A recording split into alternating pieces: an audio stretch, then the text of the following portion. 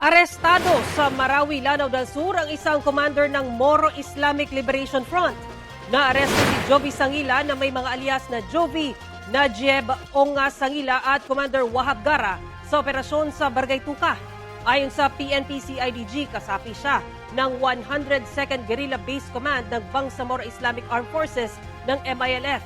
Kabilang din daw siya sa mga most wanted person dahil sa ilang krimen at may patong sa ulo na aabot sa 1.3 million pesos. Nakakulong na siya sa detention facility ng probinsya. Wala siyang pahayag.